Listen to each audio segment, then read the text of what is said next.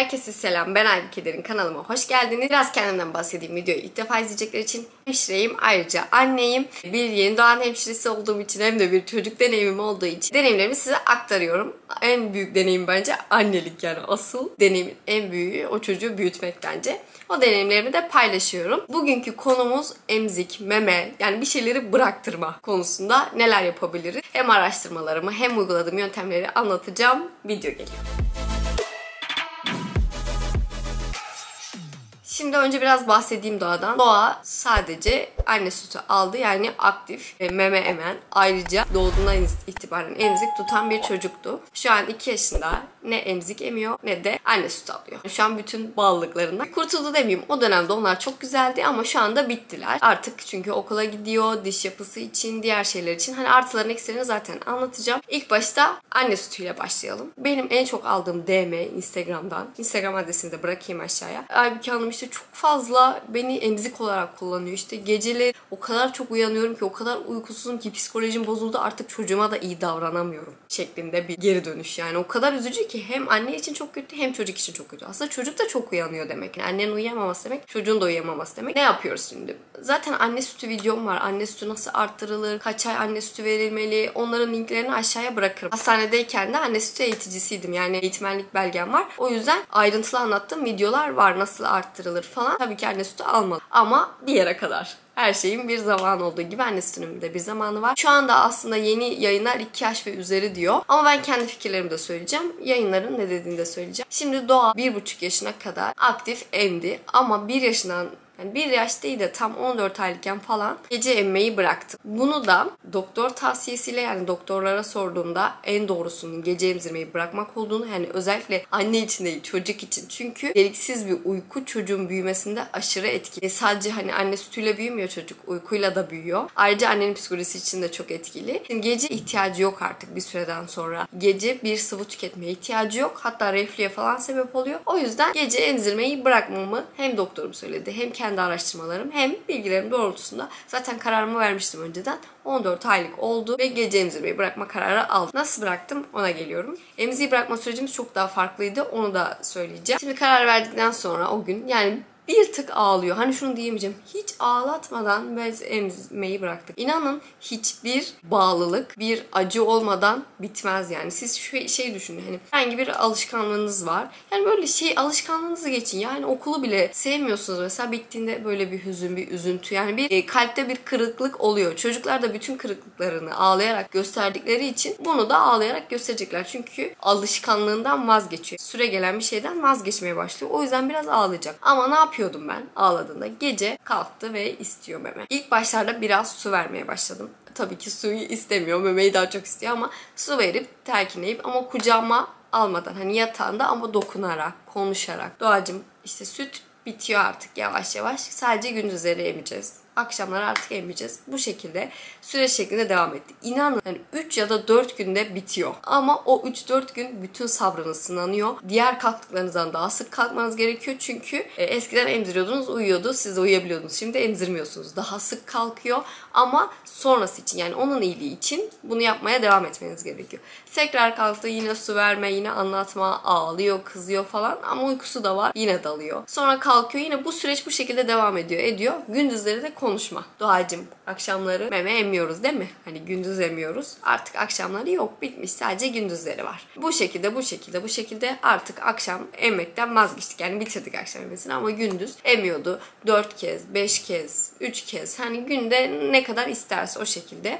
14 aydan sonraki süreçten bahsediyorum. Sonra ben 2 yaşına kadar emzirmeyi planlıyordum. Yani 2 yaştan sonrasında çok planlamıyordum ama dediğim gibi yayınlar 2 yaş ve ötesi diyor artık. Yani emzirebildiğiniz kadar emzirebilirsiniz diyor. Ama ben hem onu işte okula başlama süreci falan da olacağı için 2 yaş ve ötesi düşünmüyordum ama 2 yaşına kadar emzirmeyi düşünüyordum. Ama Doğa kendi bırakma kararı aldı. Yani bu her çocuğun yapacağı bir şey değil. Bazı çocuklar yapar, bazı çocuklar yapmaz. Ama bir süre emdi 19 aylık falan, yani 20. aya girmişti. Emmemeye başladı. Yani tam olarak şöyle söyleyeyim. Bir gün boyu dışarıdaydım işte. Sabah emzirip çıkmıştım. Akşam geldim.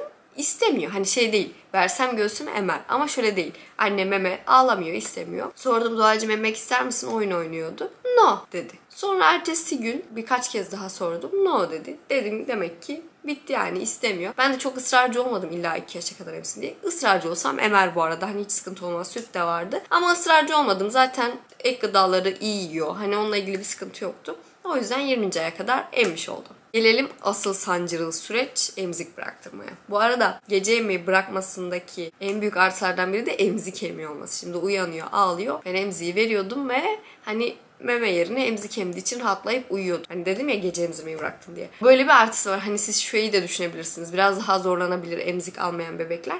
Çünkü hani emzik yok, meme yok. Dalmakta biraz sıkıntı çekebilir eğer emmeyle uyumaya alıştıysa. Ama dediğim gibi zorlu bir süreç, maksimum 1 hafta olur. Çoğunlukla 3 gün. Sonrasında rahat edeceksiniz. Yani o 1 hafta çektiğiniz çile bayağı bir uzun bir sürede mutluluğunuza, hem çocuğun hem sizin mutluluğunuza sebep oluyor. Emziğe gelince. Emziğe aşırı bağlandı tabii ki memeyi de bıraktığımız için. Sürekli emzik istiyor, sürekli emzik istiyor. Bir de bir Balkan turu yaptık biz, böyle ülke ülke gezdik. O süreçte de hani diğer insanların da sürekli içinde olduğumuz için, işte bizim de tahammülümüz az olduğu için, çünkü çok yorucu oluyor gezmek. Her emzik istediğinde verdik, her emzik istediğinde verdik ve aşırı emzik bağımlısı oldum. Şöyle, Doğa gündüz emmiyor zaten. Sadece uyurken emiyor.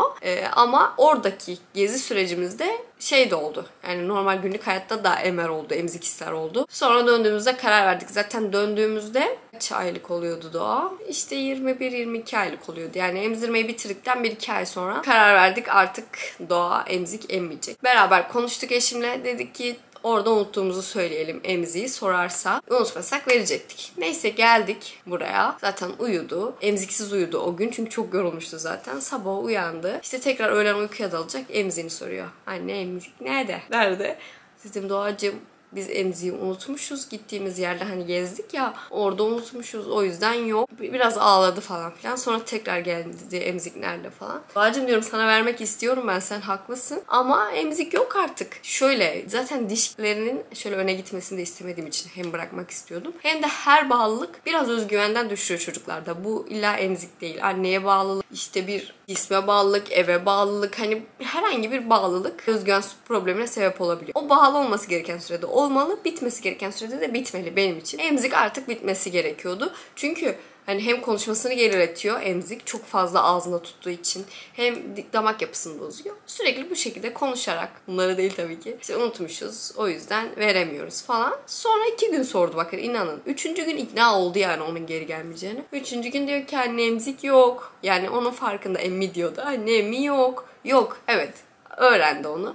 Sonrasında da bu şekilde bırakmış olduk. Böyle birkaç kez arada aklına geldi, bir sordu falan. Ama bu süreçte huysuzdu. Hani şey diyemeyeceğim. Hani biz emziği bıraktık, Doğada tamam anne yoksa bitti demedi yani. Gün boyu huysuz. Hüngür hüngür ağlamıyor ama huysuz. Bağırıyor, kızıyor. Ayrılmanın verdiği acıdan dolayı bize de acı çektiriyor. Sonrasında bıraktı. Şu anda emzik de emmiyor dediğim gibi. Meme de emmiyor. Her düzende, yani bir çocuğa oluşturacağınız her şeyde, uyku düzeni olabilir, işte emzikten ayırma olabilir, işte diş fırçalama olabilir. Ne olursa olsun bu işte kararlı olmak çok önemli. Bir şeyden vazgeçeceğinizde hani böyle zaafınız olmamalı. Yani mesela işte uyku eğitimi veriyorsunuz, çocuğunuz hasta olmamalı. Çünkü hasta olduğu için kıyamıyorsunuz.